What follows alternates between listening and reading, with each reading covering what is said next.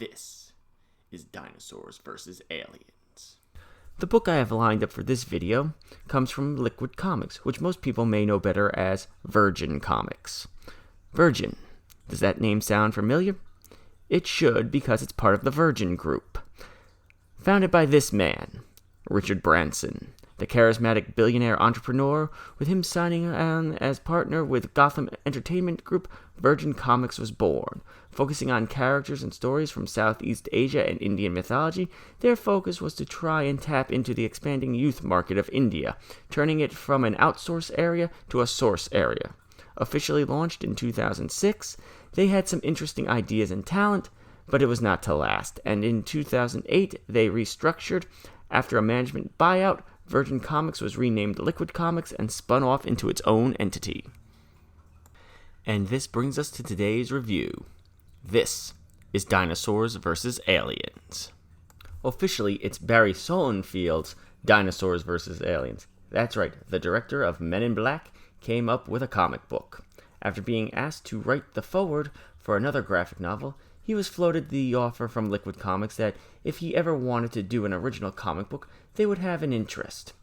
This is one of those things Liquid Comics was known for, getting Hollywood types to lend their name to these types of projects. Outside of coming up with the initial concept, I really can't say how much involvement each actually had with their respective properties, particularly DVA, as it is billed as Sonnenfeld's, but Grant Morrison is given writing credit. And it would appear that the whole project was just a concept pitch piece as a comic and a screenplay, for it was developed side by side. So yes, somewhere out there is a movie script for this book. I will say, when I first found this book, I was very interested in reading it, but when it finally came in, that started to fade. As I flipped through the pages, it seemed like a lot of the book was just art and concept galleries, and with a hardcover, I was getting the sneaking suspicion that this was just a single-issue comic that they bloated and puffed up so they could resell it and market it as a graphic novel. Not to mention that the book opens up with a foreword talking about how the creators wanted the book to be an allegory for Native Americans, and I was like, oh, this is going to get preachy. But we shall see, so on with the show. We open with Commander Kit, aka Buggy, lying on the ground dying as a group of his people come across him. A recording from Buggy starts to narrate, and we find that the whole story is told as a flashback. The recording regales us with how Buggy's species is dying and on the verge of extinction, and that their migration ship has lost over half of its population to famine and disease over 5 generations sailing through the stars.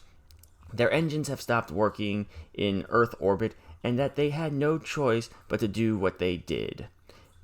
And they leave this recording as a record of confession and warning. We go through the first chapter getting some glimpses of dinosaur society, that they have different tribes, and that they make tribal garb and even spot tattoos.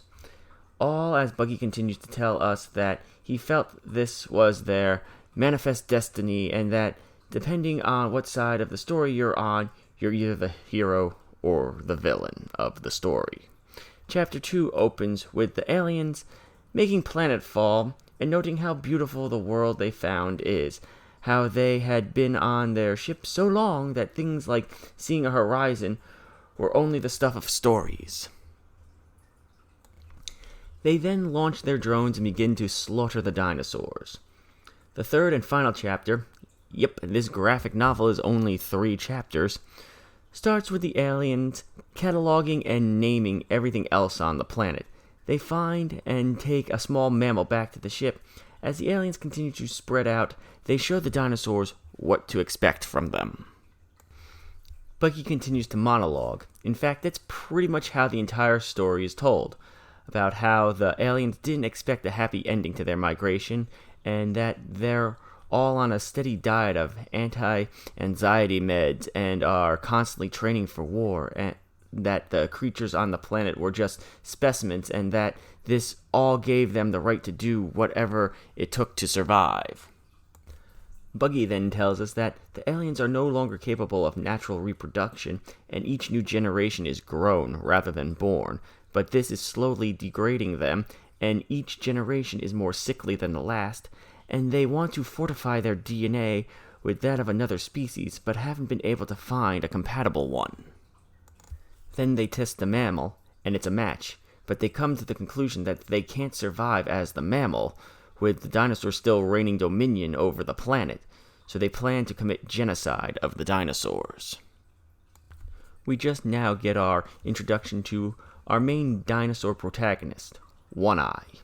Officially, we see him in the beginning of Chapter 1, but only now do we know that he's the main dino character. He returns to his nest to find that his only son is still alive, and one of the alien scientists stating that she thinks that the dinosaurs are more intelligent than that they're giving them credit for.